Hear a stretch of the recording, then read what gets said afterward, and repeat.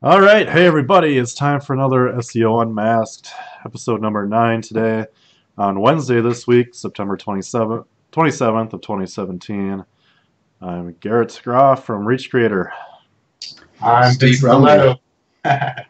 I'm Vincent Deletto from Word Agents. Now you have to say something now. And we recently partnered with the Online Geniuses community. Welcome, new viewers. How does that work? Good to have you here. Indeed. So, Steve kind of did a lot of the news this week. I guess first off, he kind of found a cool little graphic about shopping cart abandonment across the internet. And did you ever find a really credible source for it, or? I didn't know. It was from the guys over at Build, Grow, Scale, Tanner Larson and his crew. Kind of a mercurial marketing organization that seems to sell products with quite a different price range. But there's some of their webinars are pretty cool, and he shares a lot of stuff around Shopify stores and optimization. And I can more believe it. I mean, most people don't have any abandoned cart strategy at all. And how much e-commerce is there now? I mean, that figure, what was it, like $2 trillion or something in abandoned carts? Seems entirely plausible for worldwide online shopping. And it's such an easy thing to figure out because people can just plug in automated solutions now that deal with all that stuff. Yeah. And all the major email marketing tools support your they'll integrate with your abandoned cart. I mean, I'm not going to lie, we don't have an abandoned cart, so maybe we've lost $1 trillion. How about you, Vin? Have you got an abandoned cart yet? No. Well, I'm sure I have, but I don't track anything like that. What kind of software is there to like split test that kind of thing? Yeah, so basically on your regular cart, so like let's just say you had a Shopify store or something, and on your cart there's just Shopify plugins and things like that which will integrate with your email marketing tool. So like someone's gone and put in their email to start ordering, and then they've got their cart. It'll just email them with, oh hey, you were going to buy this stuff. How about you buy it now and we give you 5% off if you buy before Saturday, that kind of stuff. Mm-hmm. And it just sucks them back in. While I was down at Brighton SEO a couple of weeks ago now, there was a chat from one of the big e-commerce agencies chatting, and one of the really cool things they're doing now is the programmatic buying of retargeting ads for shopping. So instead of just the the rubbish way of it, like I've looked at a stapler once, so I've already bought a stapler on some shop. But I'm going to see stapler ads now then for the next 6 months. And it's like, dude, I've already bought a stapler. What they're doing now is they're using the same kind of algorithm. The people also bought thing that you see on Amazon. They're using that kind of AI model for their ads. So instead of just seeing this stupid stapler thing, they're like, oh, so you've been looking at staplers. People who buy staplers also grab these awesome hole punches. So you'll see a collection of ads together on carousels on Facebook and stuff like that. So really clever programmatic retargeting of people who, some of them will be abandoned cart people too, of course, that you can then capture with a different offer. So there's loads of really cool stuff around shopping cart abandonment and fancy retargeting now, which I think if you're in the e-commerce space, which, we joke a lot. I mean, a lot of our business is relationship based, and people still want to spend an hour talking to us on the phone before they give us $10,000 for some links. But if you're running more of a straightforward e-commerce shop, I mean, we do need to get abandoned carts. I'm just making excuses, of course. But if you're running, a $5 million a month e-commerce store and you aren't using these new features for retargeting, it's kind of, you're going to be missing out on some easy money, because even the rubbish old retargeting ads, whenever we've done them for clients, it's been like 3 times the ROI of just regular Facebook ads or anything like that, because you've already had that touch and you already know that little bit of extra information about them. Cool. I just had a thought, but I lost it, so whatever. Sorry. Typical. Speaking of ads and retargeting and stuff, I noticed the other day, I've been looking to buy a new welder, and obviously, like with cookies and stuff, retargeting isn't something that's new.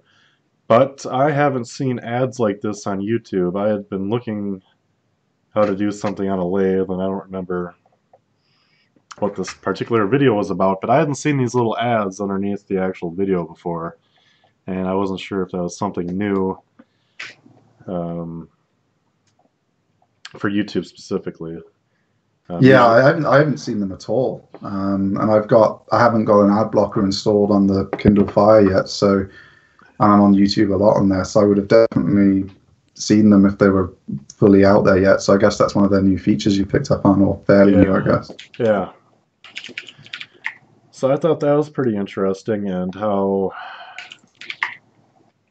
that's going to tie into the whole experience, I guess, of YouTube. And if I can't remember on this video, I want to say it was probably a 20-minute video. He was showing how to turn a specific piece in the lathe.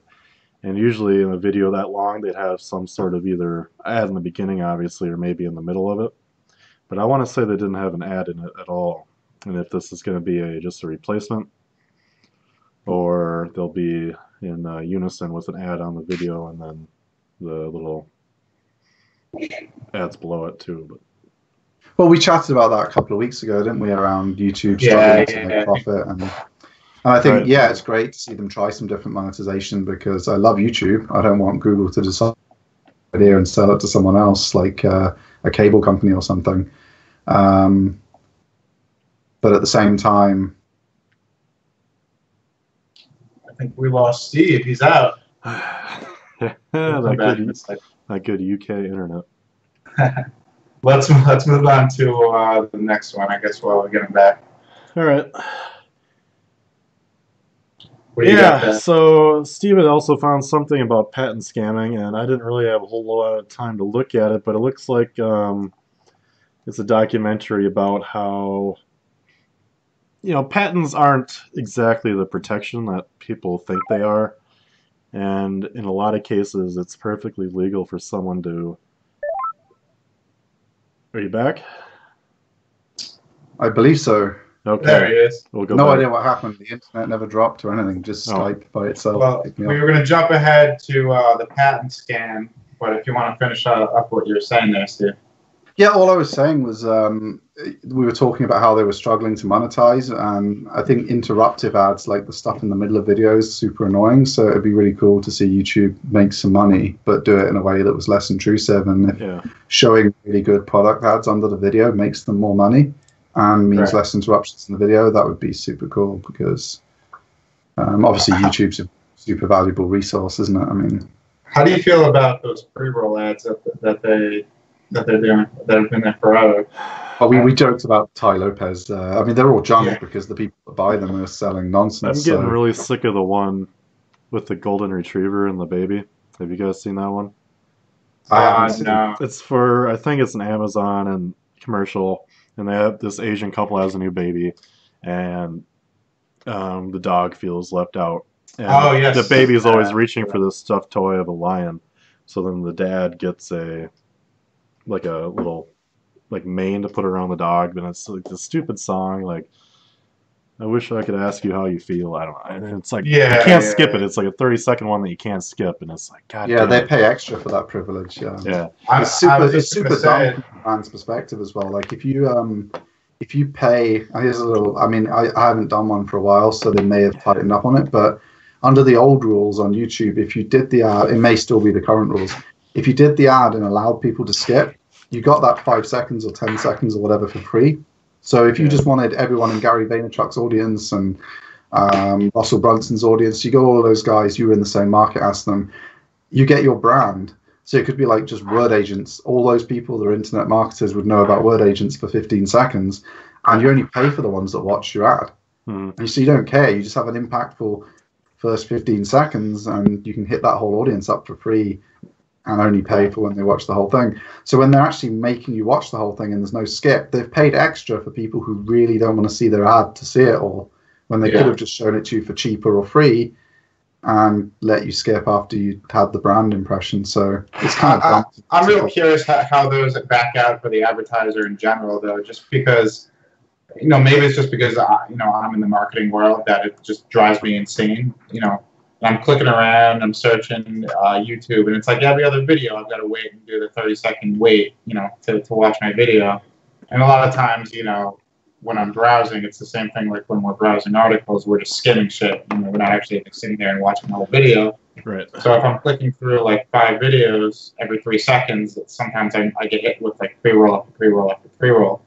And for user experience, it's super annoying. It's like it just drives me nuts. Yeah, well, I get the same ad every time. Like, YouTube thinks I want to change my life by living as a nomad in ski resorts around the world by buying one easy course. So I'm like, seriously, guys.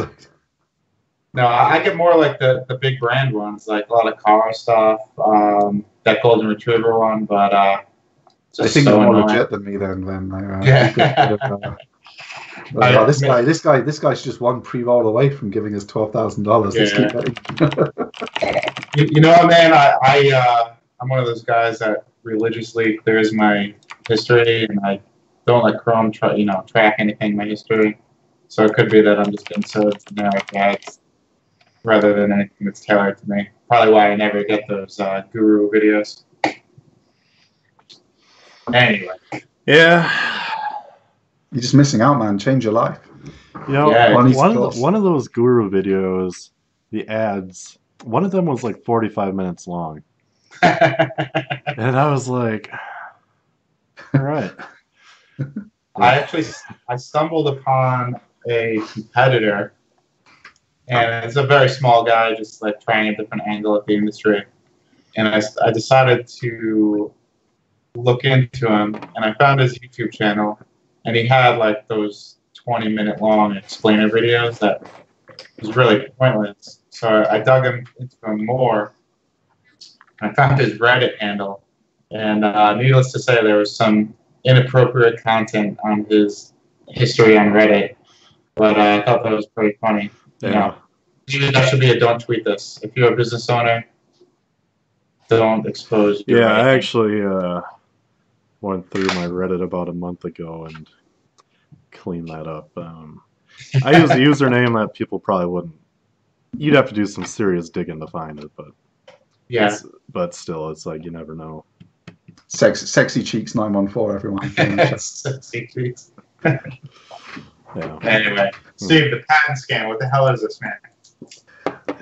All right. So the reason I actually put it in the video, I mean, it's interesting for any tech entrepreneur, but the reason I put it in was because so many builders and people trying to run their own websites watch the show and follow me on social and stuff. And one of the people that got hit was sued for running a website that offered reviews of products. Oh. That was the patent that this patent troll held. So, and they target you just based on, I think this guy's got some money. So they hear that you're about to raise some money, or you're being bought by, like the Wirecutter and stuff got bought. They could have been targeted. So it's like the thought is it's in their best interest just to pay off the troll. Just so that their deal doesn't get scuppered, yeah. And so you can be targeted, and it's really ridiculous because I mean we can't in the UK you can't have random software patents. You can, like, if you invent some whole new technology and way of doing something, you can probably patent it. But if you just like, oh, I've added a button to my website that's blue, and I'm going to patent blue web, like the whole Amazon one-click shopping cart, like.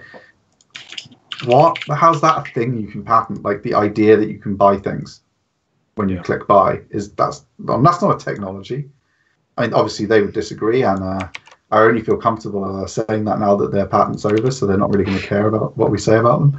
But one of the other guys, so Google apparently had infringed on this imaginary alleged patent that so their whole app store was infringing. But they didn't obviously try and take on Google. They just picked a couple of random apps and sued them. Huh. And there's no regulatory authority that would review this. What, in the US? Yeah. The free market? No, there isn't. I didn't even know that patent spotting was an issue until I watched. You guys watched like Shark Tank and Dragon's Den.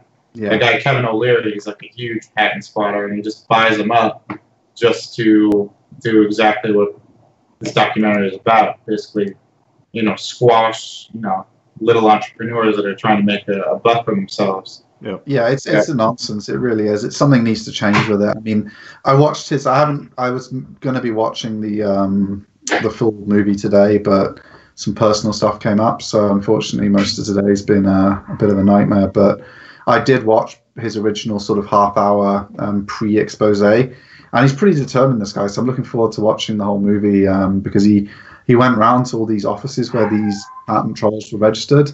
And it's just building after building in abandoned towns where, you know, the law happens to suit patent trolls. And there's no other business in the town except the courthouse, the law firms, and these empty warehouses full of doors with registered companies on each door. Yeah. And some of the patents these people had were just ludicrous. Like someone had scribbled some nonsense on a handkerchief and got a patent on it and went to town on people that actually... And there's no regard for prior art, because even if... So there's all these defenses like prior art, common knowledge, all this kind of... I don't know all the correct legal terms, but you're meant to be able to defend yourself. Like if they went after Google, Google would be like, well, this was kind of common knowledge before, here's the proof. And it doesn't... For Google to defend it, 3 million, whatever, you know, they've got a multi-billion-dollar app store. But it costs you basically the same to defend it. If you're a small guy who only makes 3 million, it's still going to cost you 3 million to go to court and prove that you were right. Right. And the patent troll there's no penalty to the patent troll. These are all just no-win, no-fee lawyers who are experts in grinding the system. And quite often, what he exposed, which was really interesting, was the justices who are presiding over the cases in these districts, quite often their sons, brothers, uncles run the law firms in those towns that also prosecute all the patents on behalf of these trolls. So is it the type of thing that we're like years of litigation away from fixing this, or is it something that can be fixed relatively easily? It's something that could be fixed super easily if there was a proper patent office, and if you had to. And one of the big fixes would be if they forced you to try the case where the company that you were suing was based, or they forced you to actually be doing something with the patent. Like in trademark law, like if you've got a trademark, like if I had the trademark, it happened to Hoover. It was used so much as to mean a vacuum cleaner that they lost the right to sue people over using it, because people would say, "Oh, I'm going to Hoover my lounge," and they'd get their Dyson out. Yeah, and that's why Google's extremely aggressive about Google partners and stuff like that, never saying in their ads and things, "Oh, let me Google that." They hate Google being used as a verb, because once it becomes used as a verb, the trademark, the patent law needs to be more similar to trademark law, where they're easier to lose. Like if you don't defend your patent and you're not using the technology to make money, you can't defend it. Like if your patent is worth nothing to you, like I go and buy a patent for $10,000 for some weird thing, but I don't know how to use it or make the technology or trade on it or anything. I can't go and sue someone for 15 million for using something similar. Right. I haven't lost 15 million. I don't even know what to do with this freaking thing I've just bought. It's ludicrous. It's absolutely ludicrous. I mean, it's all scummy business tactics, and I'm sure people make lots and lots of money. And when you get closer to the top of the 1% of the earners, I'm sure they don't mind as much because they're the ones making all this money. But I don't know. Yeah, I think I agree with you, Steve. It kind of reminds me of how people use cease and desist letters to scare competitors off, which has happened to me twice now. Yeah, we had a client many years ago who their behaviour it borderline solicited getting cease and desist letters. Yeah. They had a whole game where they would do something and get their cease and desist. They're like, "Oh, I thought we'd got it right this time. Let's try a different thing." I got one from one of those photo sites saying I'm infringing. I ignored it. They wanted $120. I just ignored it. Nothing ever happened. I also got one from a competitor site that was just trying to scare me out of the niche, and I had my lawyer draft up a pretty funny response letter, and they never responded either. So a lot of this stuff, I think, if you fight back, that's all you really need to do. I had a friend who used to, I can't really say on the air what he used to do. He had an interesting approach to how he handled people that sent him lawyers' letters. I think you They got something back in the post, but it wasn't a legal response. But it wasn't anthrax. We're not talking about any weird shit. Yeah, anything illegal. It was a joke. But people don't expect to get a joke back. They don't really know what to do about it. No. Because it's like saying, "Go on, then, get on with your stupid court case." Maybe I'll watch it tonight. Is this on Netflix, or do I gotta buy this, or what? It's on Amazon, Hulu, bunch of others. There's loads of places you can buy it. It's about $5 or something. It's not. Okay. It's just funding. He's some independent guy. It's just paying him for his time to, and judging by how much work he put in for free before he got to the point of, trying to fund this and get it going. I think it's going to be pretty in depth.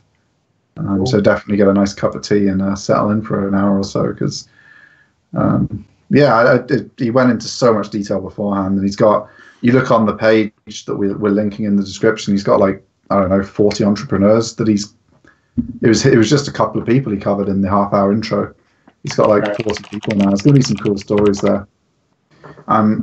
It's gonna get a lot more entrepreneurs energized, I think, to harass their senators and say, "Come on, dude, or do that. This is pretty crazy." Yeah. Yeah, I'm watching this tonight. It sounds cool. Nice. Otherwise, in the news, Etihad Airlines is now allowing you to finance your flight ticket directly through them. No hassle. They have a couple banks, or actually I think it was 17 banks. It's all integrated. You just select the ticket you want, click finance, get approved, and you can pay up to 60 months. That's a long time, so I'm guessing it might... 60 months for that's crazy. What's that, 5 years? Yeah, for a airline ticket. So if you want that $15,000 Delta One Minneapolis to Melbourne... Yeah. I actually watched one of those SEO, what's his name, Casey Neistat, you know that guy? Or Neistat, whatever his name is. He did a video.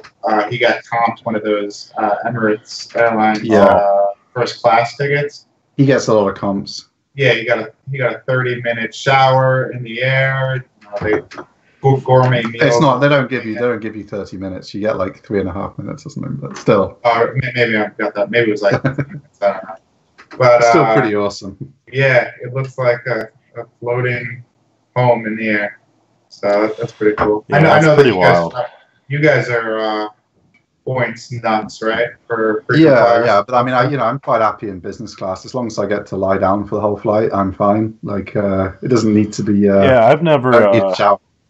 I mean, I fly first class, but I've never had. It's just a normal first class seat. I've never had the chance to be in a bed or any of those super nice ones where you get really cool stuff. It's just a typical. Yeah, Delta's super stingy out of Minneapolis. I've flown Delta from Philadelphia quite a few times going down to Vegas, and the first sort of the long haul part of the flight was in a bed 90% of the time or something, which is pretty cool. Especially because they were the same price as American Airlines first in a regular seat. So wait, so this is just for that one airline, or is this a company that does it for all? Okay. No, it's just according to this article. That makes sense. How much is one of those flights on its own? I don't know. $20,000 for a return flight, I think, in a luxurious suite. But you can use it on the cheaper flights. I think tellingly it was they're only offering it to the kind of their core audience of countries. I think traditionally credit is harder to come by there. I think your typical American who on his 50th birthday is I'm going to treat myself to a first class flight. You're just going to bang it on the Amex and say, or if you've got the charge card Amex, bang it on your Chase card or whatever, and be like, I'll pay that off over the next 12 months because this is a treat for my 50th birthday or whatever. Or I'm going to take my wife for our diamond wedding anniversary in first class to Paris or something. You jump on that Delta One and you just bang it on your credit card. I think their problem is the credit markets are a lot tighter in their core market. So I think it's a pretty innovative way of generating themselves some sales and on credit, much like GE did with cars. I mean, remember all the I know it's becoming as Garrett pointed out to me, I hadn't really followed it that much. It's some of the bad credit on cars is going to be worse than mortgages, but back in the day when it was a more moderated program, people like GE and stuff, they formed, GE Capital and GMAC, General Motors Automotive Credit, GMAC Lending, and GMAC actually became one of the bigger mortgage lenders in the UK. They were lending a fortune over here. So, but it freed up sales of cars. People couldn't get finance from their dealer. They couldn't get finance from their bank. So General Motors had a finance arm. It just made sense when the finance markets weren't. And if you look back even further to colonial times, the reason British train manufacturers got the deal to supply trains in the Australian outback, despite the fact that the trains were a fire hazard and kept starting bushfires in the Australian outback, was because the London credit market. So the Australian train makers that bid and some of the European ones that bid, the Australian government didn't have the money to pay for the whole program. And the City of London put a package together where they're like, all right, not only are we going to finance these trains, we're going to insure you against the fire risk. You just have to buy from this British manufacturer. So even going back hundreds of years to colonial times, maybe not hundreds of years, over 100 years to colonial times, it sold more trains, it sold more cars, it sold more flights. If you can free up credit to allow people to buy things, then they just start snapping them up. So it's quite a clever idea, I thought. It's interesting. I'd like to make it out over there one of these days in my life, but that's probably far off from me. PayPal does it, don't they? Hasn't PayPal got a product in the US where you can pay in parts with PayPal, and so just regular PayPal credit. You can have like Delta flights. You can pay with PayPal, and then you can apply for PayPal credit for your PayPal account as a whole. Yeah, and get like I don't know. I have like a $500 credit line with them, so not much. Did they call you and harass you for days on end to get you to sign up for that? Because that's what happened. Yeah, that's why I finally got it. And then, yeah, every time I sign into PayPal, there's a big splash screen with no close. I have to delete it manually in the URL bar to get to PayPal. You still have that? I had that for like a week, and it just never stops. They're like, "Don't you want some credit?" It's really weird what PayPal rolls out to different people. Because I was telling Steve last week that my PayPal account got reverted to the layout that they had like 3 years ago for an entire week, and I couldn't get it back to the new one. And then Steve was on some different version, and I don't know, it's just totally different. Yeah, our PayPals look nothing like each other. Yeah. You know what that PayPal just introduced that was really cool? 25% instant transfers. So normally, if you're, we all pull money out of PayPal account into our normal bank accounts. It usually takes well, now it's overnight, but it used to be like 3 or 4 days. Yeah. But now you can do it within 30 minutes for 25 cents. No, so that's where your regulation's out of date. It was against the law for them to hold the money for 3 days over here in the UK. So it's been under 20 minutes for years over here. So really? How do I sign up for that? I saw it on the homepage yesterday. So you may just have to poke around. I don't know. You have to wait till you're not on the 1994 version anymore, Garrett. When they upgrade you to new PayPal, you can sign up. I just gotta wait for the CD in the mail so I can install it. Yeah, because I'm just trying to do a transfer now, and it says processing time 1 business day is standard. So maybe they're rolling out. Usually, that kind of stuff they have that buried in the knowledge section, and you might have to sign up for it.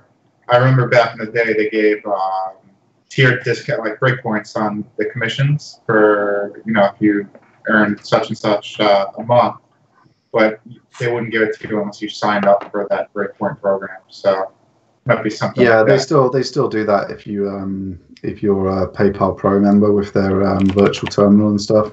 Yeah.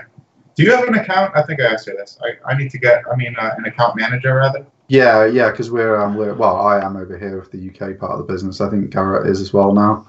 I don't have a manager yet. Oh, okay. But I do have the PayPal Pro thing now. But you'll get it. Yeah, you'll get a manager. Well, because I got into a bitch fest with them because they limited me to $15,000 a month.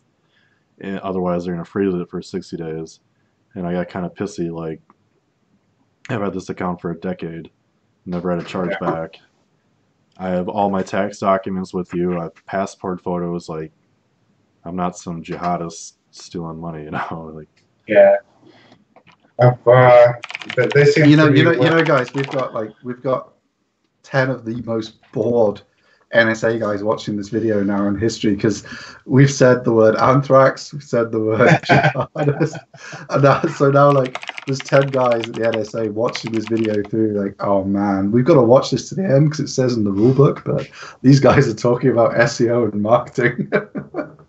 Man. Actually, just watched an NSA documentary last night on Netflix. It was called The Good American. It was about a program that they had, which is basically a precursor to, whatever program they used to spy on all the Americans. I forget what that was called. But it's pretty interesting. Yeah, it was a precursor to PRISM. It was called Thin Thread. And yeah, you're right. If you mention anthrax, we'll probably have a couple of viewers. Yeah. Has it gone up, Garrett? We got 10 extra viewers in we actually just dropped 3 viewers in the last 30 seconds. So yeah, they realized we were talking about the SEO and like, oh, this isn't what we're looking for. So I just found the PayPal page about it and reading it. It's interesting because the other night Megan had found some company where they were claiming they could do instant transfers as well from PayPal to your bank account versus just overnight. And I'd always been under the impression the reason that doesn't happen in the United States is because of the Patriot Act, where it's just illegal to do those transfers automatically. And now I found it in PayPal, and they're explaining how it works. You register your bank account's debit card with them, and they're not actually doing an ACH transfer in 20 minutes. They're giving you a refund, technically, to your debit card, and that's how they're moving the money. And that refund to your debit card is what's instant. Wow, that's really weird. Yeah, that's interesting. It's an interesting way around the law, because if I understand the law correctly, where it's illegal to do instant transfers in the United States. Well, I guess with the debit card, it's all more tied together. Like, you know who owns the card, you know who's sending it. Both sides are controlled by. Is it the PayPal debit card or is it your actual bank account's debit card? I want to say they refund, like, let's say you have $1,000 in your PayPal, you want it in your checking account. I think you just tell PayPal, okay, issue a refund to my debit card. Huh. And so then it just hits your bank account right away, and then they charge you the quarter. Right. I've heard twice now from my guy at Chase Bank that Chase is actively working on a product to squash PayPal. Yeah. I would short Chase stock on that basis. Yeah. They've got no chance. I mean, banks have been trying it for 10 years now. It's just not even. People just expect to be able to pay with PayPal. Like, if you decided, oh, Word Agents just takes Chase Pay now, people would be like, yeah. Who the hell is this guy? Has he lost his mind? Where's the PayPal button? Yeah. I mean, people get pissy if you just take a credit card. Like, it's for our like trial product, it's too much hassle for us to take PayPal and do all the accounting crap. So we want it just to be automated with the credit card. It's easier for us just to use ClickFunnels for the trial. And people still moan like, oh, I want to pay my $97 by PayPal. I don't want to use my credit card. It's like. Well, that's why you got to go with Stripe, right? Stripe gets you around getting a merchant account for credit card processing. Yeah, we use Stripe. Well, we have a merchant account with PayPal, PayFlow Pro, and we have Stripe. Okay. So we have both. But yeah, you avoid having to use one of the banks because the banks are, obviously much more expensive. Yeah. Unless you do like $5 million a month, and then the banks are cheap. I never upgraded us to PayPal Pro. I think I'm just PayPal Business. Well, you'll end up upgrading to Pro now. You're doing your new back end because the developer will want it for all the features. Yeah. But you can just send an invoice out of PayPal. And what's the point of building a fancy back end and payment system if people can't pay properly? Well, I'm just talking about right now. Like currently, I can send an invoice out of PayPal, and anybody can use their debit card or credit card without the merchant account. So I don't know. Kind of seems like PayFlow Pros for fancy web integrations, cart integrations, all that kind of stuff. One-click upsells, all the stuff that you want to do if you're selling. Like, you want to be able to do stuff like someone orders 10,000 words, and you say to them, "Oh, get your next 10,000 for 20% less than your first 10. So get, 20 for the price of 18 if you double your order." And you do all that kind of stuff with PayFlow Pro, and your developer will be able to do that. Pro is what, $20 a month or something like that? Yeah, it's nothing. 30. It's free. Oh, it's £20 here, so I guess that makes sense. Yeah. Yeah, because I pay for it and I don't know why. Well, I guess the hope was I would get an account manager, but You will eventually. yeah. I was just really disappointed in that whole trade-off between them because I'm like, I, I don't know. I never had a You know what, man? chargeback. I'm gonna say, ever since they spun off from eBay, at first the service was god awful. Yeah. And for a while, I was just like ready to just go to Stripe exclusively, but they've really got their shit under wraps now, and I haven't had a problem with PayPal in over a year. No, And, I mean, I guess my situation isn't really even a problem. It's just their policy, which, whatever, it's just frustrating. It's not necessarily a. The big reason to use PayPal if you're international, like if you're outside the US but you buy and sell within the US, PayPal you can take a credit card in dollars and have it stay in a dollar account with PayPal, and then you can pay, like, so we can bill a client whether they pay by credit card or PayPal directly, and then we can buy content from Vin without paying any currency conversion fees. If Vin, say, just took Stripe or Chase Pay or some other thing where I had to get money into it somehow, I'd end up paying 6% currency fees to use Vin, and then that would make Vin's service uneconomical because we'd be losing 6% of everything we buy from Vin, which is quite a bit of money over the year. You know, so you're talking about a couple of $1,000s a year in fees just to use someone, whereas PayPal, it's free because. yeah, that's great. It's yeah. I mean, I think the multi-currency support, they're so far ahead of the banks. I mean, I'm joking a little bit. You know, if Chase invested $1 billion or something and took it really seriously, and then lost, you know, $3 to $7 billion a year trying to waiting to make it profitable, they could totally do it. But it's a huge road ahead for them to make it then. And you know, everyone in the world, like we get paid. Everyone around the world pays us in PayPal. Yeah. 3 in 100 transactions. I give people the choice every single invoice they choose PayPal every time. So we've kind of stopped giving people the choice, just new customers now, because obviously we want to keep our PayPal turnover high to reduce the fees. So and keep money in dollars, which I'm totally happy with PayPal. I haven't had a freeze in years, and everything is just smooth, you know. It's medicine. It's Tylenol. I hear some whispering. Do we have a guest that I don't know about? Yeah, we need to get the special guest on the show, like Gary does. Uh-oh. I'll be up shortly. There's your one name drop of the week, Steve. Yeah, well, you know, since you told me you were going to find me, I'm just going to keep saying his name. All right, what do we got next there? Oh, next,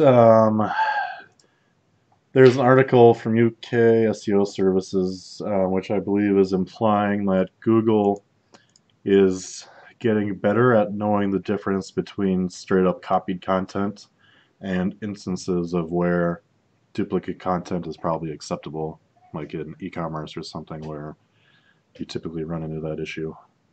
Yeah. Is that kind of what's going on, Steve? Yeah, basically, yeah. It was just a really detailed look at, you know, what's the difference between duplicated content and more like plagiarized or stolen or badly rewritten, what they're seeing in terms of Google's attempts to try and figure that out. And I think it makes a lot of sense because I think we've touched on this before. The old days, you would literally, if you were a medical site and you had to have a disclaimer on every page, you'd put it in a photo and have the JPEG on every page instead of the text. And it kind of makes sense for Google to understand that, you know, every online pharmacy has a disclaimer where they're licensed, and that has to be on every page. So you just got to kind of ignore that as part of the body of the page that you're analyzing for SEO purposes. And I think the general gist was, you know, Google's getting a lot better at it. But it's really worth a read. It was a really in-depth piece. It's a little bit dry to go through point by point on the show, but for your reading after the show, I think that's one that I definitely recommend. It's pretty deep. Yeah. You know, this is something me and Jared have actually been talking about a lot. You know, with, I don't know how much you guys do this, but content syndication, where, like, you know, every time you post a new blog post, you syndicate it out to all of your properties. And I do that on a few sites. I've got like, you know, 20 to 30 social properties and Web 2.0s. where we'll syndicate every new blog post to those platforms automatically. And I was real worried about if that was going to get me hit with a duplicate content penalty. But, Google's been great with it. They tried to do it with the schema authorship.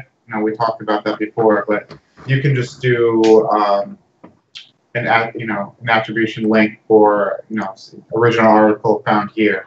And as long as you have that, you're not going to get tagged with any kind of duplicate. Yeah, you won't get a penalty. If you have a specific site that you want to get the authority, you should use canonical, because then Google knows what the primary source is. So, and that can matter a lot if you're syndicating to really authority sites. Like if you were syndicating a piece to, a really large journal or something in your industry, and it was a piece from your blog, left to its own devices, Google's going to assume the journal was your original publishing, and that's where the authority for that piece should go, which might be fine. I mean, if you're just writing to get the exposure, but if you wanted your site to pick up the traffic later and be the authority source of it, you should make sure the canonical's in there, not just the citation link to say. Yeah. Just to make sure Google's 100%. Because they pushed that and created it as something they wanted people to do because they were struggling with that. So it makes sense just to understand that if you're doing a lot of syndicating, I think. Well, what I'm getting from here is that it's basically you can duplicate content on your site from another source, but you probably won't get credit for that. But if you straight up copy the content in their context here, you'll get a penalty, or you'll... No, what they were saying is just that in the past, if you kind of built up, aggregated pages of information with lots of stuff drawn in from elsewhere and just a small amount of commentary, that could do quite well. Google's getting better at figuring out, wait a minute, this site is just a lot of stuff taken from elsewhere with a little bit of it. It's not very unique. It's not very authoritative. So those kind of sites are not getting penalized. You're just not going to get anything out of it that you would have gotten. Other than the benefit of user experience if it's providing value to your readership. But, yeah, exactly. Yeah. I think, again, it goes back to what I've said a million times. People are just so caught up on the idea that everything's a penalty. Oh, there's a duplicate content penalty now. Oh, it's just no. Google's trying to work out what's the best article on this, and yours that has loads of copied shit isn't the best source for people to go to, so you're not getting ranked. There isn't a penalty that you've been hit with. You just have the wrong strategy for making good content. You should make good content. Yeah, and I don't think there's many penalties out there at all anymore. Well, there never really were. I mean, there were a couple of waves of big changes that hit certain bad practices, but most sites that aren't ranking because they're not very good. That's the general gist of where we are. Interesting. I got to give this one a close read. For sure. That's really all we have in the news this week. I don't think I noticed any. What about the Wirecutter, buddy? Do you want to go over that? Oh yeah, that was kind of interesting. Yeah. What? Do you have that link? The Builder Society. Oh right, I totally forgot. Yeah, I got it up. Yeah. 1 second here. That was a big one. Yeah, the New York Times getting into the authority site game, taking on all you builders out there. Here we go. You got it up there, bud? Yep. Yeah, it looks like well, for whomever that doesn't know, don't know. I can't speak right now. The Wirecutter is a huge review site, and they review appliances and gadgets. And it's probably, if you're in the market for a piece of equipment, an appliance, what have you, the Wirecutter has every question answered that you might have. And in the end of 2016, they sold the site for a cool $30 million to the New York Times. And it looks like their sister site, which is called the Sweet Home, is getting absorbed into the Wirecutter. And how does that work, Steve? How do you absorb a single site into?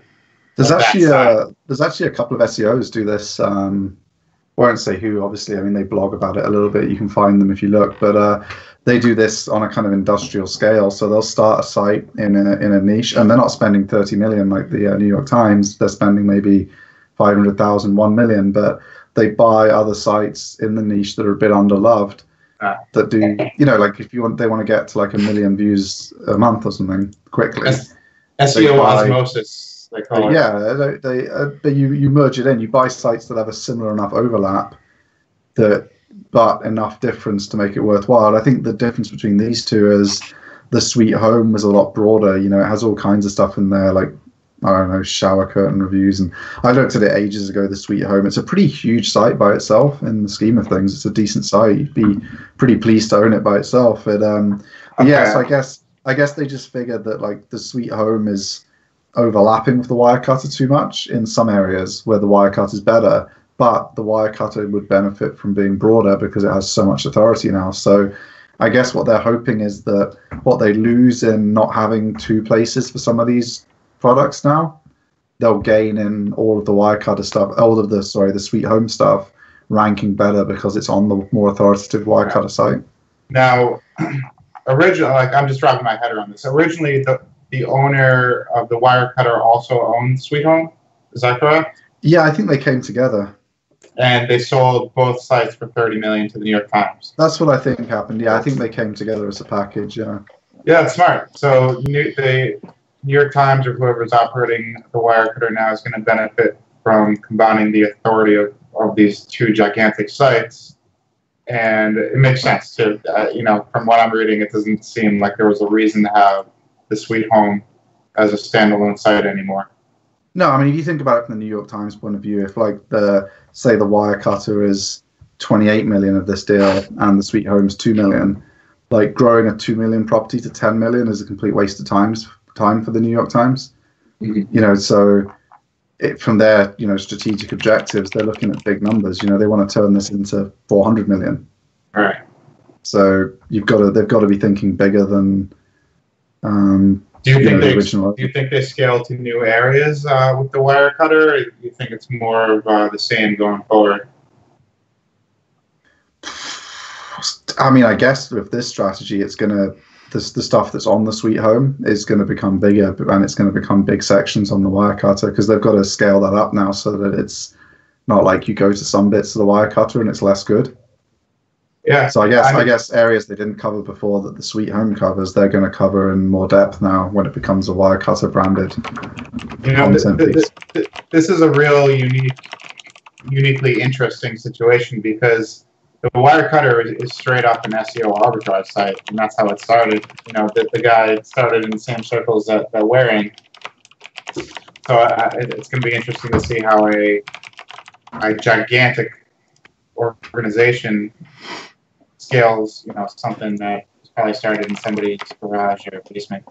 There's a lot of it going on. There's, when you look at the top sites in every niche, there's a huge prevalence of VC funding, big media brand funding. You'd be shocked how many sites you think are independent are just part of big media conglomerates now. The authority site game is heavily VC and big media funded now. Yeah, there's actually a list of them all. It's like there's 300 major sites that everyone's heard of, and that are all owned by big media brands or VC firms. It's huge, absolutely huge. And we'll have to try and find the link for one of the shows, maybe for next week or something. I'll try and dig it out. It's pretty cool. No, when I sold my website back at the end of 2016, I learned a lot about that. And all of the bidders weren't individual buyers. There were these guys that had many partners, many investors, and they have these huge portfolios of web properties. And a lot of times I was talking to my broker.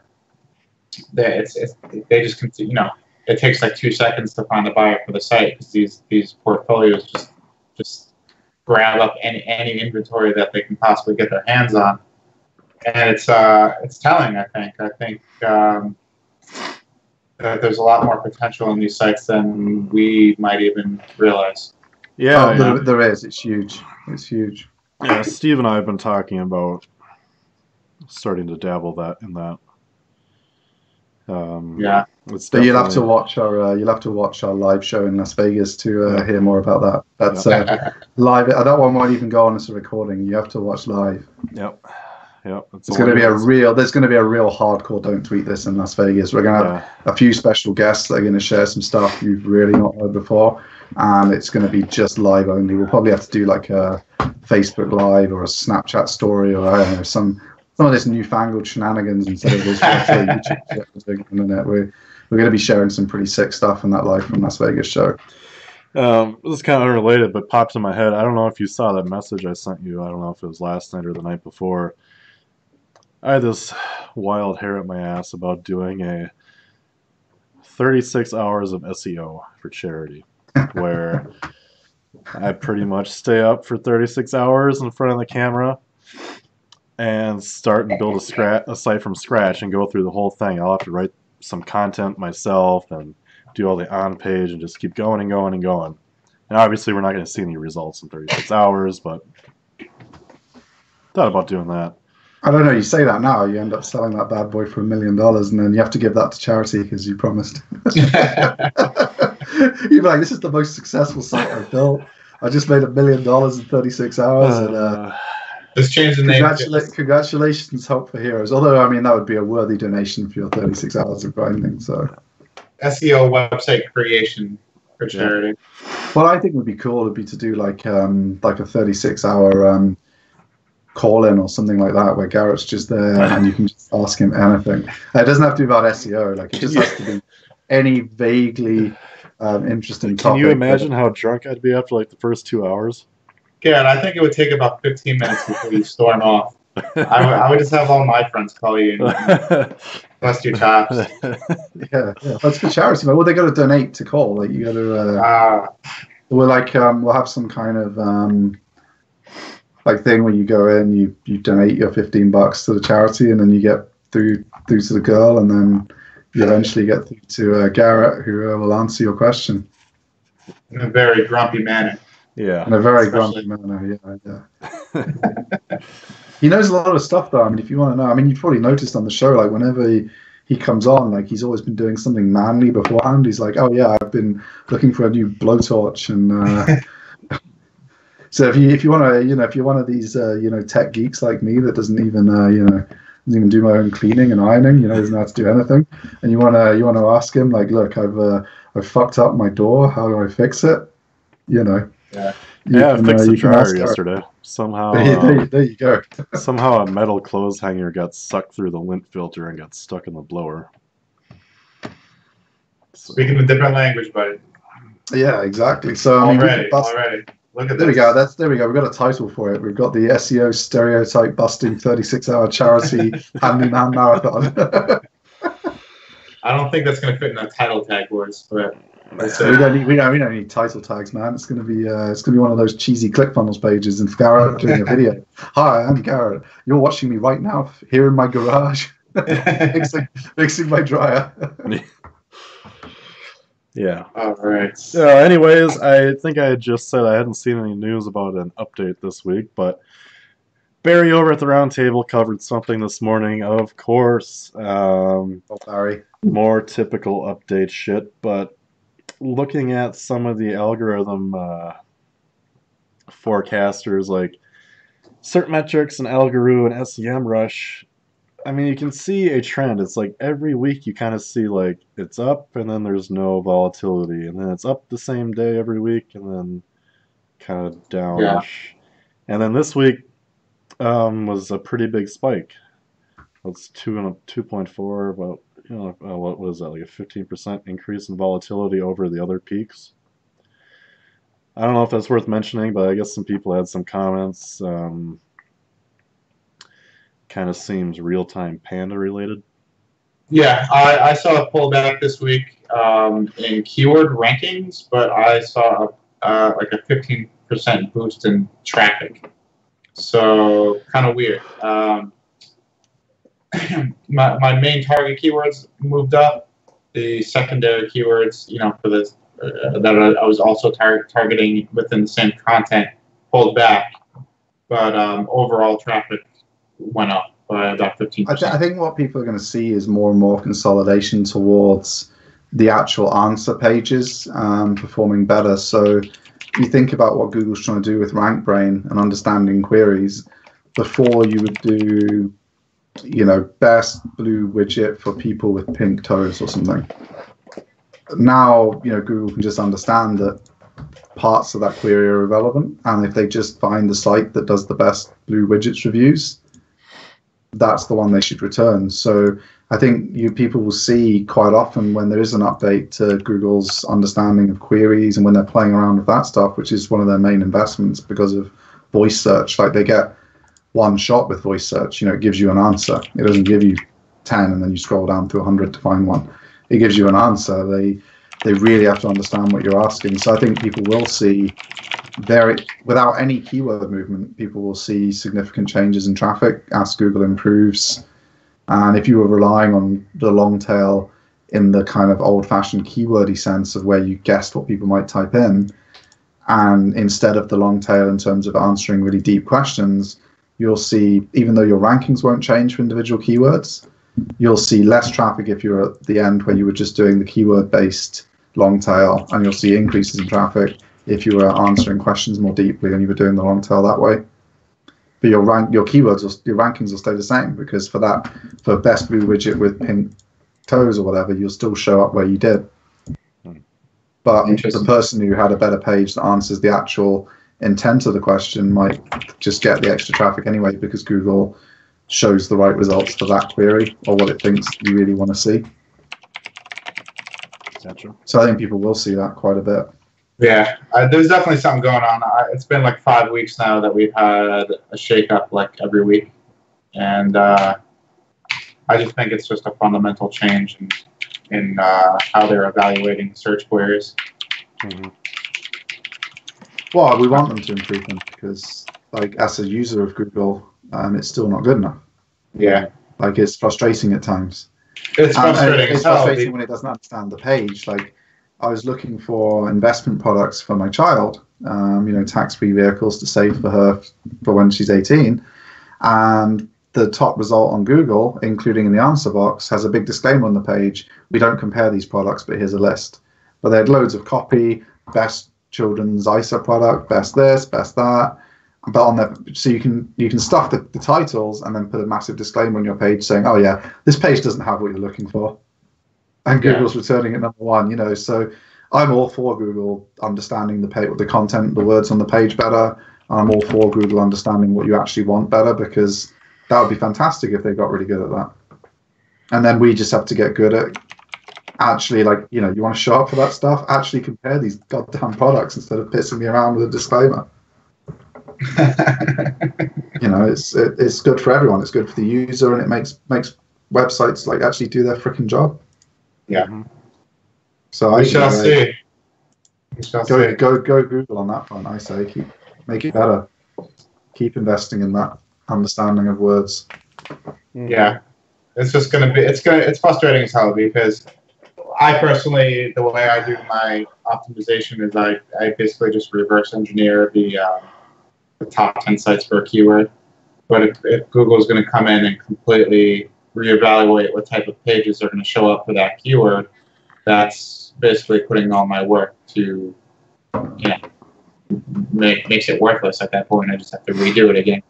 Well, I think you have to do kind of like what Brian Dean talks about with, I know he's talking about it in terms of link bait, but his view is if you're going to do a link bait, you don't just take the top 10 link baits in the niche and make one similar. If you actually want to stand out once something's already been done, you've got to think, what would make this top, how can I be in this top 10? You have to understand what Google thinks that top 10 should look like. So if it's all comparison pages, there's no point you doing a one product detailed history type thing or something, it goes on about how the product was invented or whatever. But you've got to think, all right, so that's how I get on the page. That's the minimum entry bar for that page. There's no point just making it as good as the other top 10. You've got to then think, how can I do something different or better? And we looked right back at the beginning of the show, we looked at the student loan site where they're like, okay, to get on these student loan repayment pages, I need to explain to students how to repay their student loan. But they thought, well, how are we going to be better? And they built a whole platform for students over the next 20 years to track and repay their loans more efficiently, and actually built an app around it and became huge. So you've got to think, what can I do? And obviously don't all go and build SaaS products if you've got no idea what you're doing, or maybe do. Like, I'm not sure that I was a SaaS developer before either, but think, what can I do that's better than these people, as well as offering them minimum viable information? Where can I make that next step? I mean, obviously, if you're just looking to, gimp Google for a bit of arbitrage time and make a little bit of money and sell it in 3 years, then maybe don't worry. Maybe just try and be about the 5th best, get to number 5 in all your keywords, make a bit of money and sell it. But if you're trying to be a 30 million sale like the Wirecutter was, or like a huge financial services brand like that student loan site is now, you've got to think about what to do differently and what the next step up is from that list, so that you're just, oh my God, this has to be number 1 from a human perspective. And then if you do all the other stuff so that you would have been number 5, you're going to have an easier road to actually number 1 than if you're just another one the same as those other 10. Yeah, I always go by the motto of match and exceed. So, you're doing the same, but you're also giving that extra oomph that hopefully that a competitor can't match, and that should be the key to getting you up to that first page or even that first spot that you want to be in. Yeah, couldn't agree more. For sure. Oh, Steve, looked like you wanted to review your new little DigitalOcean toy. I mean, you guys know I've been playing around a lot with the cloud. I wrote a little bit about Gelastic before. Builder Society, I was playing around with the VPSs on there. I've just been, I've been doing some stuff, running some scripts, kind of slowing down my desktop. I just thought, well, it'd be kind of cool to just be able to have try out a different cloud service with this instead of just using one of the ones I've used before. Because as you guys know, whenever I sign into AWS, it just gives me a massive headache. It's like, I don't want to spend an hour configuring my system before I start doing anything. And DigitalOcean blew me away. It is by far the quickest out of everyone to get a system up and running. Like, I think it was like 7 seconds. I had a full Ubuntu server system set up and like provisioned SSH into that bad boy, and it was like just working on your dev machine at home, like your dev VirtualBox or whatever. It was up and running in seconds. I mean, it was quicker than setting it up by yourself. Download the Linux distro, install it on VirtualBox, and how is there a trade-off between initial setup time and then easily being able to customize it the way you want it to be?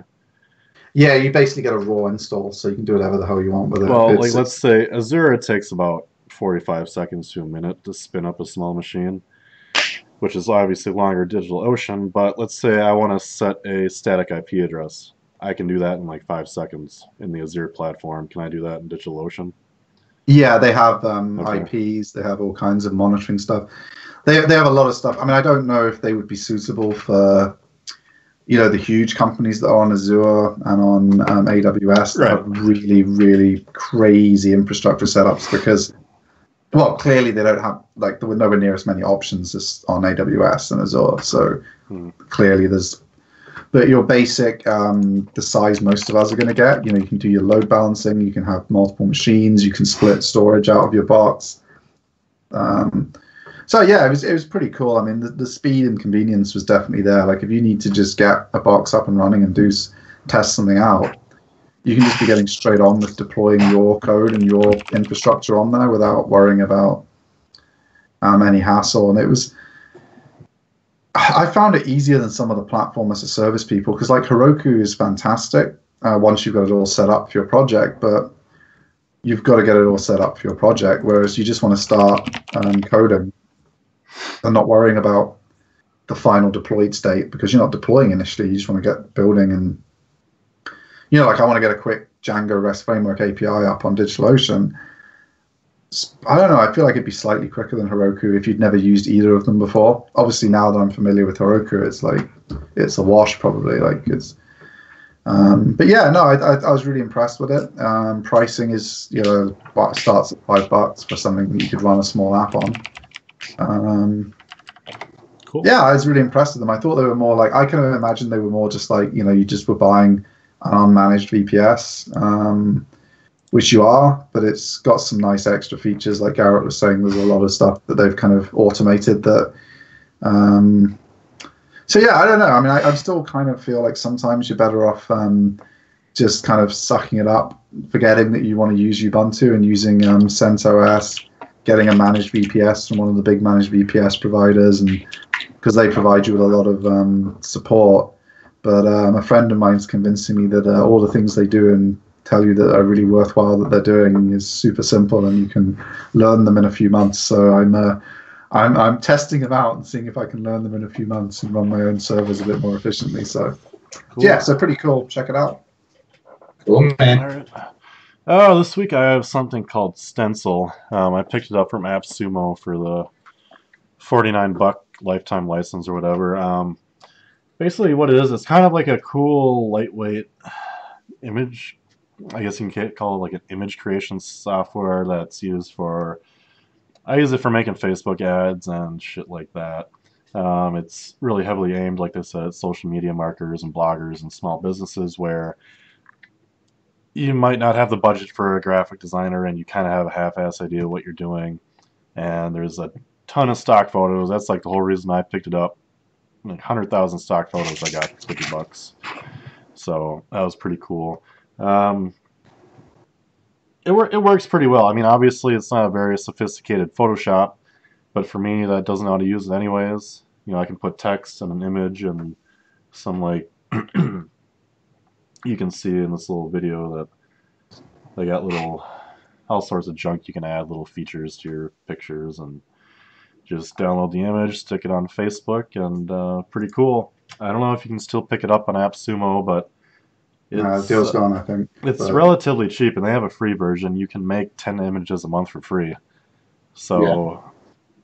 We've been using Word Agents has been using Stencil exclusively for almost a year now. I picked it up on the Black Friday deal last year. Oh, cool! I think it was like $49, and I got Stencil, and I got like 3 other tools through AppSumo.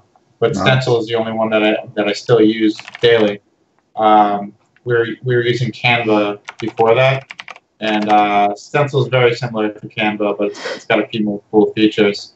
And the free stock photos is key. Yeah. Yep. Yeah, I found Canva a little bit clunky, which is why I sent Garrett the link over when that AppSumo deal came out, because we've been trying to use Canva quite a bit, and I mean, for a lot of our projects, if the client has a huge budget and we're spending a month doing the graphic design and coming up with all these crazy concepts. But if someone's like a smaller client and they're like, I want to try $500 on Facebook this month, it's super cool that Garrett can put together a really solid ad in an hour's worth of billing, because that's affordable to the client. It doesn't really take up any of his time. And Stencil, I think, so far you've found easier than Canva and for doing that kind of stuff, which is pretty cool. And it's good for my team, too, because it's not much training is needed. I can just kind of give them my login, and it's pretty self-explanatory. Yeah, just drag and drop, easy. Yeah. I probably couldn't use Photoshop if I tried. I'd have to go take a class. But, so it sounds like you're a little upset at Mr. Beckham Jr. here. Yeah, I'm not reviewing anything related to digital marketing this week. I'm just reviewing Odell Beckham Jr. and his ridiculous antics on the field. For anybody that's not a sports fan, OBJ is a wide receiver for the New York Giants, who are my favorite team ever. And this past weekend, he... during a touchdown celebration, he simulated urinating on the opposing team's field, I guess. And, there's just no reason for it. It's just crazy antics that distracts from the game of football.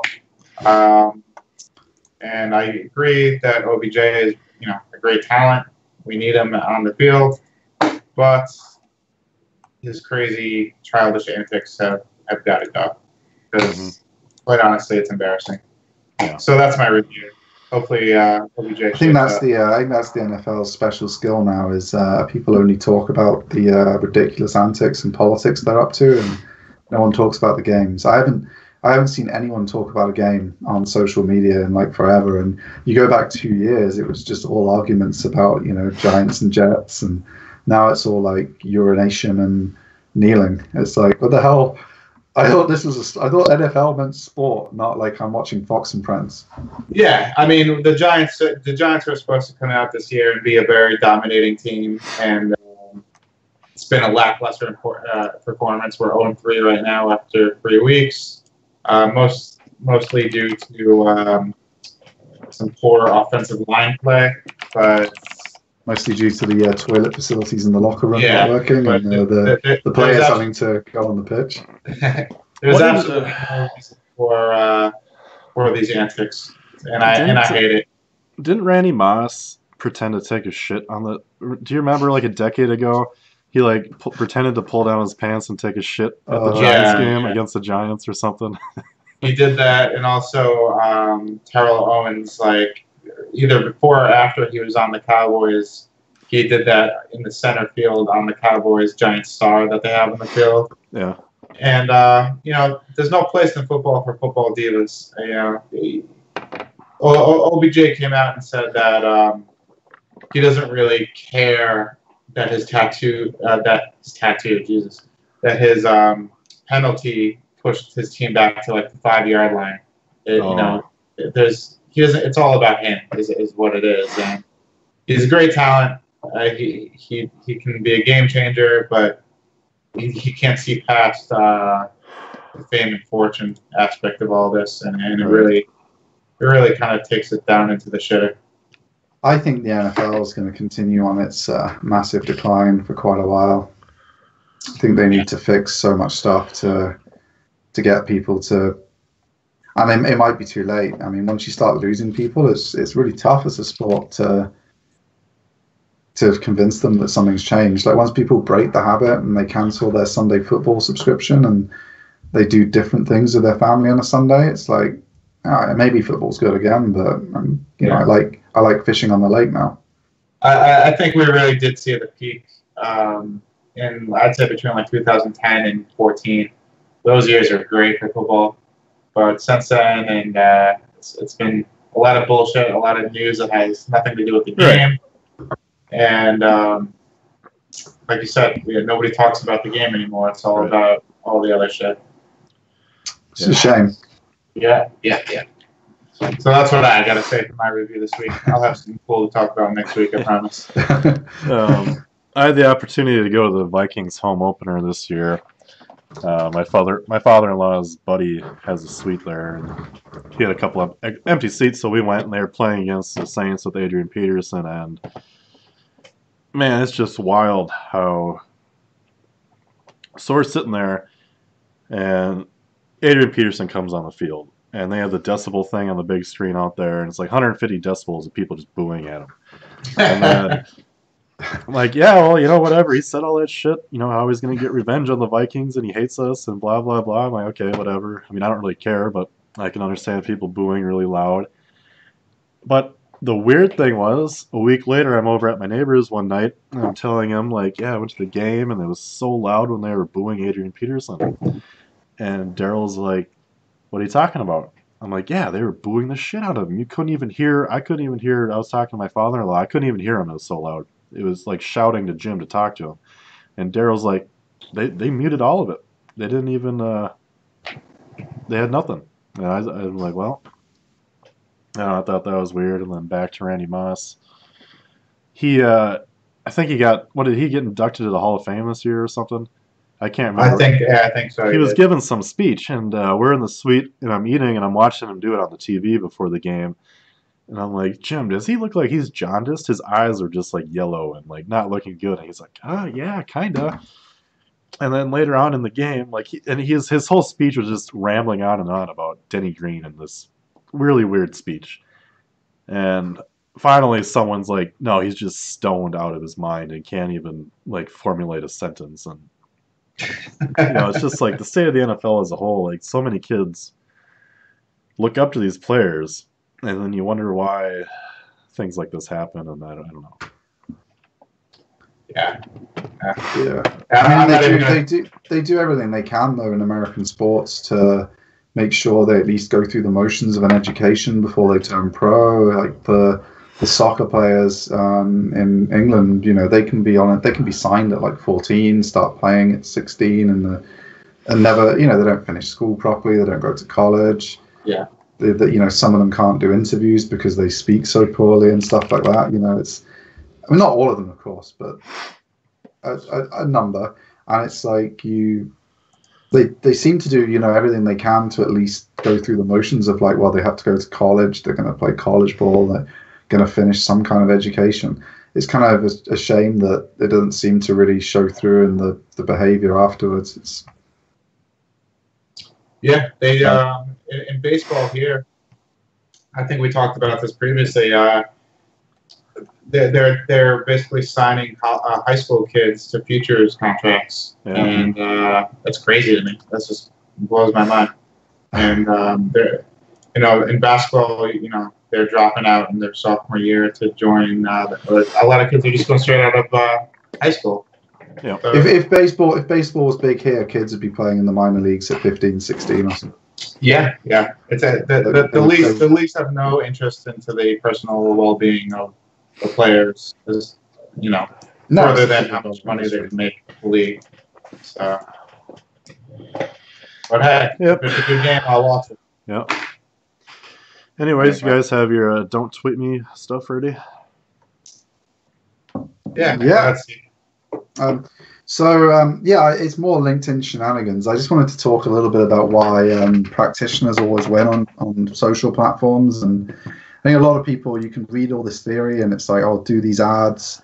And I know Garrett will have stuff to add on this on Facebook because we don't do Facebook ads anymore because he's killing it on the platform without spending a penny on advertising for us now. We used to advertise on there. But on LinkedIn, I've just been like so frustrated because I have a huge following on LinkedIn and I was getting nothing out of it. I'm sharing these really good articles. I'm engaging with people. I'm doing all the stuff that all these, courses and gurus tell is good. I'm like, I'm just going to just be looking at the people that are getting traction and getting a lot of exposure and what they're up to. And it's all just nonsensy shenanigans. But I didn't want to become, here in my garage type stuff and do it seriously like I'm actually doing it. So I just started mocking the things people are doing on LinkedIn. So this week, my mongoose ate my cat. And it was just, you'll notice if you're on LinkedIn all the time, there's, if you space out, and I told you about this before, if you just do these bullshit posts where you do one line, gap, another line, and it's kind of intriguing, so people then have to read the rest. The new trend is people are really going thick on it with some bullshit sob story followed by, and then I became a millionaire. So, I did like the whole, my mongoose ate my cat. I ate noodles for 7 years. I cried. I couldn't leave the house. But, I'm sure LinkedIn will get better. I just kind of mocking LinkedIn. But since I've started doing more just complete nonsense that mocks what these people are doing, my exposure on there is massively higher. I wasn't getting any leads from LinkedIn. Now we're getting, oh, hey, I saw you do links. Can I get a quote? All this kind of stuff's coming in. It's really just blown me up on LinkedIn just through understanding what people are doing, but realizing that it's working for them as a short-term play, but it's not getting them any respect. Now, obviously, some people will just think I'm some kind of freaking lunatic going on about his mongoose. But the majority of people that are also frustrated with it and are serious marketers, they're the audience for that kind of thing because they're reading it and seeing that I'm frustrated too, but I'm not just posting a bunch of swear words. I'm parodying the medium. And I think I wouldn't have picked up on the idea to do that kind of stuff if I hadn't been on the platform, trying to engage and working on the platform to get some traction. I wouldn't have picked up on the idea of how to manipulate the platform and to do some different stuff that would work. So I just think, by all means, read lots of blog posts about how to do advertising on these platforms, but you might find that there's some organic tricks and games you can still play and still do really, really well on there without having to spend all that money. And it's not share loads of great content. share loads of great content on the platforms will get you nowhere, unless you're a viral master, which I am not. So got to hustle a little bit, and I think if you're a practitioner, you get a better chance of figuring that stuff out. Mm-hmm. Good one. All right, so my tweak this for this week is simply don't be. This is for service providers exclusively, but don't be afraid to fire bad clients. I'd say like once a month I'll get like someone that I've never talked to before just email me and say they want to hire me, but like they're berating me in the email. Like I've never met them before, and they're just like, criticizing this, that, or the other thing. Criticizing my process, criticizing my philosophy for SEO, and I don't need clients like that. We're a growing company, and we certainly value our clients, but we're not going to take on clients that are going to be headaches from the get-go. So if you're a service provider, don't be afraid to reject clients that don't seem like they're a bad fit, or fire existing clients that simply are just problems all the time. Because in reality, you might be losing a contract for now, but you're really making room for clients that are the better fit for your services. Exactly. Yeah, and one tip we've found around that is sometimes you have a client who's frustrating you for X reason, like Y thing just isn't included in the service they bought. Yeah. And in the past, you go back 7 years with us. We used to just get really, really frustrated with them, and both sides aren't happy because we don't want to provide this extra thing that they want, and they think it should be included and are really frustrated with us for not providing it, and the relationship just deteriorates. Then you part company and neither of you are particularly happy. What we've realized is they want something that's not included in their package. If you just price it up fairly and say, look, we don't do this in this package, but you need this for your client, you need this for your project, whatever, this is what it's realistically going to cost. Yeah. We're more than happy for you just at the end of this month to just say, okay, yeah, I was only happy at your old price. I'm going to go now. But, 10 people, shockingly to us at the time, were like, yeah, I'll pay that. And then both of you are happy suddenly. You can afford the resource to deliver the extra service because you can actually bring someone in on it. You're not trying to make existing hours work for more work than they can fit. And they're getting a better service because they're actually getting 100% of what they want. Yeah. And it's surprising that you just got to be more free to renegotiate things with clients when things aren't going well. And if you do that before they become a bad client and before you become a bad service provider from their perspective, because I think you have to bear in mind there's not just bad clients. If there's a bad client, they think you're a bad service provider too. And if you're prepared to renegotiate, some of them will leave. 2 in 10 will just say, I'm not paying the extra. I think I'll go somewhere else. Some other number, for us it's been 8 in 10 so far, but it's been a very, very small number. But they'll renegotiate with you, and then you can put a package together that you're both happy with, and you go, instead of going down that whole long road of you becoming worse and worse in their eyes and them becoming more and more annoying in your eyes, you can actually become perfect for each other and giving each other exactly the right value, like you and the money, and to pay for the hours that you need and them in the service that they're getting. So don't be afraid to renegotiate early as well if things seem to be heading that way. When it comes to price, if a new client, we're in the negotiation phase where we're deciding if we're the right fit for each other. If the only thing the client worries about is price, I'm just like kind of casting them off immediately because, they're looking at me as a commodity and not as what kind of value I'm bringing to their company. Exactly. To them. So those type of clients, I'm just not even worried about because if you're just I didn't mean during price negotiation. I just mean you've agreed a deal. Yeah. Like say you've agreed to do 10 link baits a month for an agency that's doing link building, and then they're getting really, really annoyed with you because they want 17 images and 4 tables of data in each one, and they just were like, well, I told you, like, this is a link bait, obviously it has to have data and research and 17 images, and you're like, look, we've agreed just for words. And then like that, you can continue like that arguing with each other, or you can renegotiate the price at that point. So I'm not saying I'm not saying like obviously if someone comes to you and says, "Oh, I want 50% off," that obviously that's terrible. Right. And also a mismatch of understanding can easily be renegotiated and can lead to what you think's a bad client and what they think's a bad service provider, to you being like, look, if we charge an extra 20%, I can give you these data tables and everything. And they're like, oh, all right, yeah, let me see if that works with our budget. And then they're like, yeah, that's great. And then suddenly they've got 10 perfect link baits and you've got a great client. It's right. For me, it's mostly like, well, I believe that there's a honeymoon phase for every new client, you know. So when you onboard a client, and they're truly seeing the value in your service, there's a certain amount of time where they just love you. But you know, after that kind of fades out and you get to, you know, the regular day-to-day operations with this client, for us, mostly it's just clients that just want services that are above and beyond what we offer, and aren't like willing to understand that, hey, you know, that's not my core business. I'm not, you know, a lot of times we get clients asking for SEO consulting, or they just want, you know, and you know, explanation for every question they have. And if I don't provide that 1 hour email that it takes me to answer their question, then they get all pissy. And it happened recently, and I just told the guy, I was like, you know, this is not the right fit. You know, we're not offering free to the level that you're asking, free SEO advice. And then I gave him a bunch of our competitors. I was like, maybe these guys might be a better option for you. And I haven't heard from him since. I think he was a little bit taken aback by that. But, you know, if it's not the right fit, it's not the right fit. And you shouldn't adjust your core service just to be, you know, you should accommodate your clients, but you shouldn't change everything just because. Right, because, you know, I think most people get worried, well, I'm missing out on money, and if you're just starting a business, you want that money.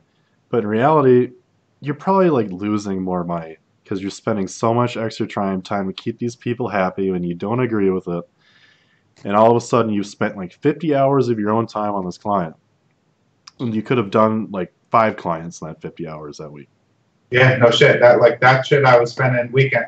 I would spend my Saturdays kind of that extra weekend time to accommodate that kind of stuff. And you know what? I can spend the next 2 weeks trying to find a replacement for the client, and I won't have that headache anymore. So don't be afraid. Our clients are too clever. Like, we're all becoming friends, so they can just hit me up on Skype for a chat, and then I'll give them accidental unlimited free SEO advice while we're chatting for an hour. So yeah.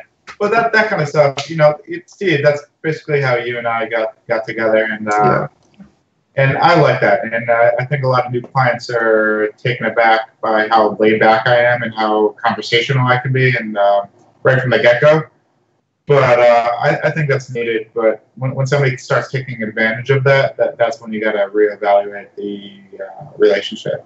Mm-hmm. Yeah, I agree. I don't think anyone's taking advantage of me at all. I think we have put some great friendships in the and obviously a lot of the guys are coming to UnGag, to people I haven't met before and stuff. So I'm super excited to meet the people I've shot the shit with for hours on Skype in person in Las Vegas. So it'd be pretty cool. Yeah. Yep.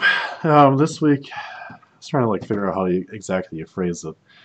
So I want to say something like, it's important as a boss in this industry to be chummy and on good terms with all your employees and contractors, obviously. But you got to be careful that they don't become like your best friends all the time, and because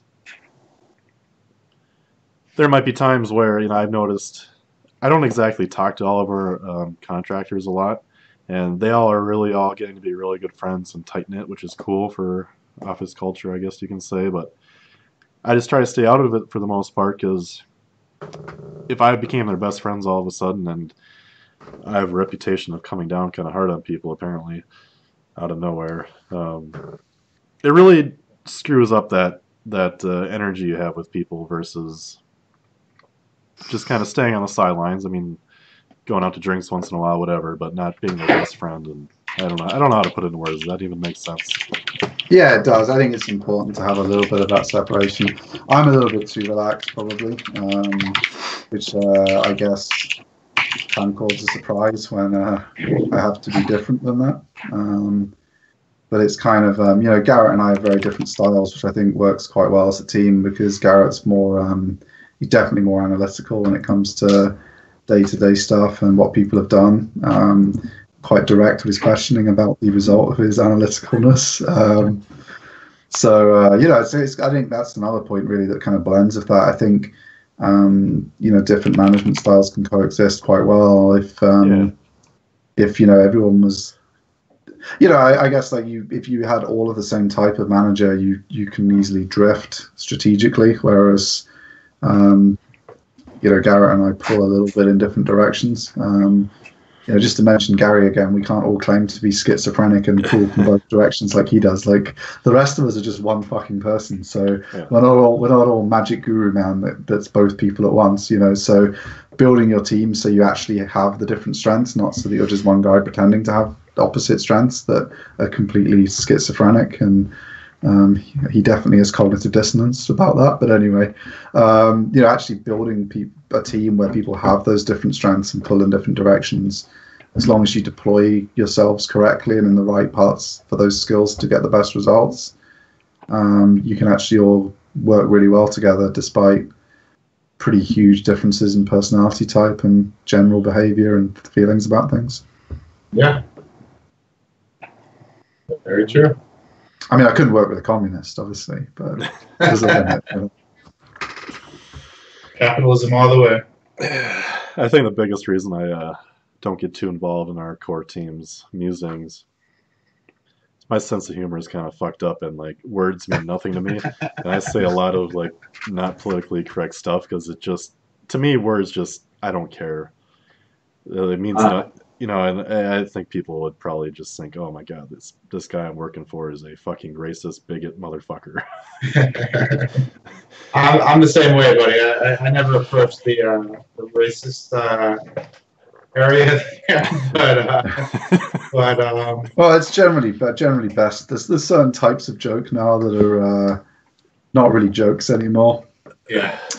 Because it's gone a little bit too far in some parts of current discourse. So the rest of us have been dragged into this insanity where there's polar opposites in certain games, and you don't want to tell a joke on either side, because unless you're in the game and you're actually thinking about what they're arguing about, your joke's not going to be funny to either side. So if you can't make either side of a group laugh, then you should just leave it alone, because your joke's not funny anymore. I've spent my time as a super troll, so to speak, online, and I get a kick out of it. Like my friends and the friends of my friends, they have no idea.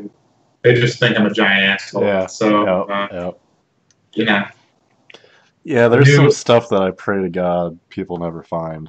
I probably shouldn't even say that. Like, I'm pretty sure no one's ever gonna find it, but cause it's like I don't even mean what I say. It's just I just think it's hilarious. Yeah, and I know that it offends people. You assume your audience understands your mindset, and that's not always the truth. Yeah, so, it's like I've been working really hard because I know, even though I think things are hilarious and I take no meaning out of it, some people get offended, and I don't want to make people feel bad just because I think it's funny. So.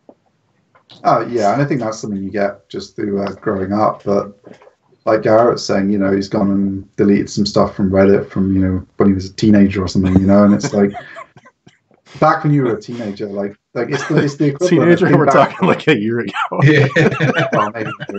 But you think back to like what the kids have to go through now, like stuff you said when you were a teenager, like it was gone. Yeah.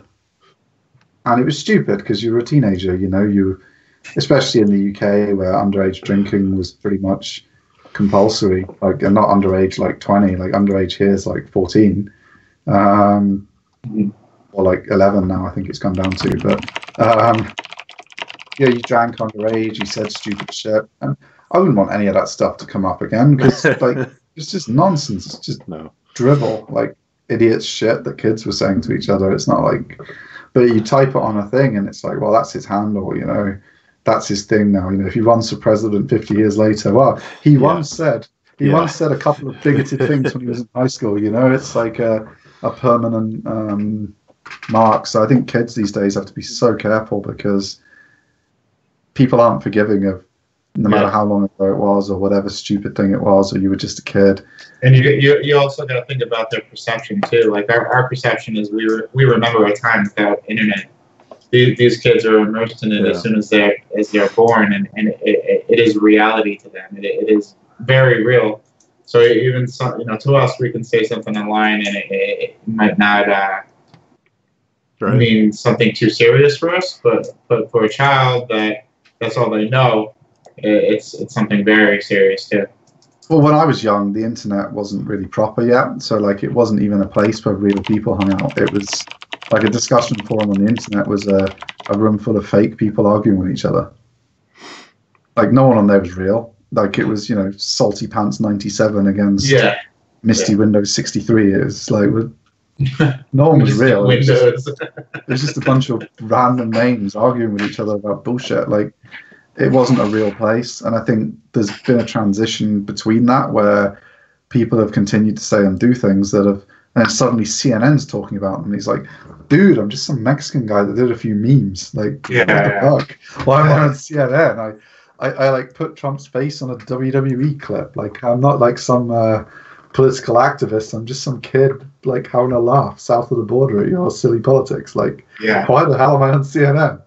And even if they think they're anonymous with all the metadata and ways to like dox somebody these days, Oh yeah, if CNN wants to find you because you did a CNN meme, you're going to be on CNN. Like, it's so stupid. But yeah, so don't say anything online. There was, like I said, when I went to the Mafia Museum in Las Vegas, one of the Mafia bosses, I forget which one now, they had a clip, they had like a quote from him after he'd been sentenced. And it was like, never say anything anywhere under any circumstances if you don't want a recording of it to be played back to you in court one day. Yeah.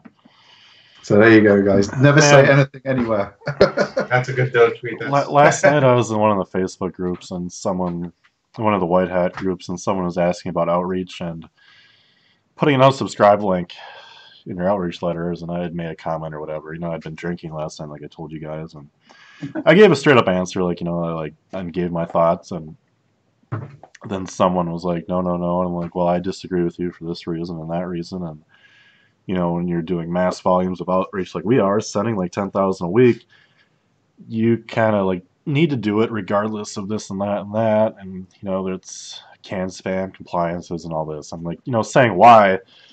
I'm trying to remember why. I had to walk away from the conversation because then all of a sudden someone just got super heated.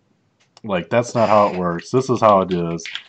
And in my state of mind, I'm pretty happy I walked away, because at that point I probably just would have gone off the handle like, no, you stupid fuck, this and that. Yeah. This, and I think I maybe it's my age at this point, but I just put blinders on to anything that kind of offends me or I disagree with when I know that arguing the point is going to be a fruitless endeavor. Yeah.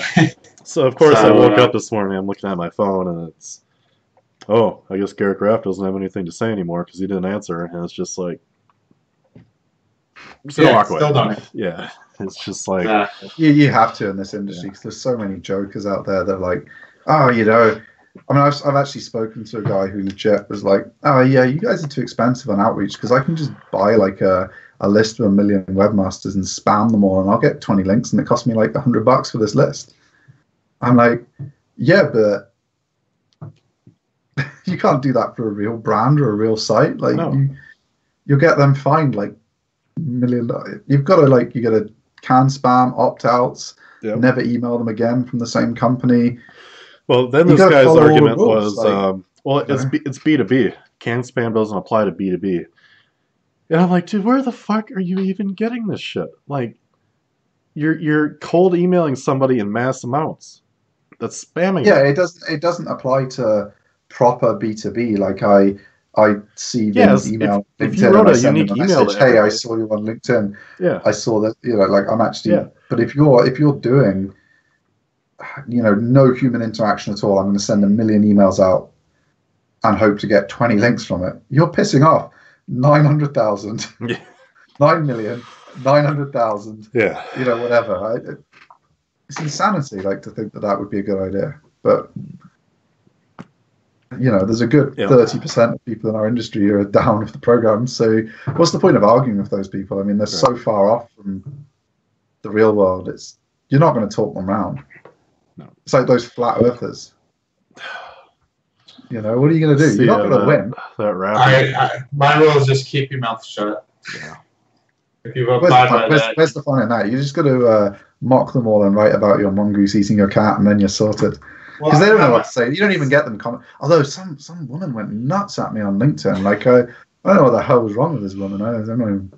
Steve, I'll be plenty loud in Vegas. Don't you worry. It's just excellent. Public facing Ben. His mouth is staying shut these days. Oh no, we're gonna get you. We're gonna get you the LinkedIn app on your phone, and we're gonna do a live Las Vegas 3 a.m. LinkedIn SEO commentary. We're gonna pick all the most popular SEO threads. 3 a.m. from the cigar bar. We're gonna hit it up with some comments live on the show. Yeah. See how that works out.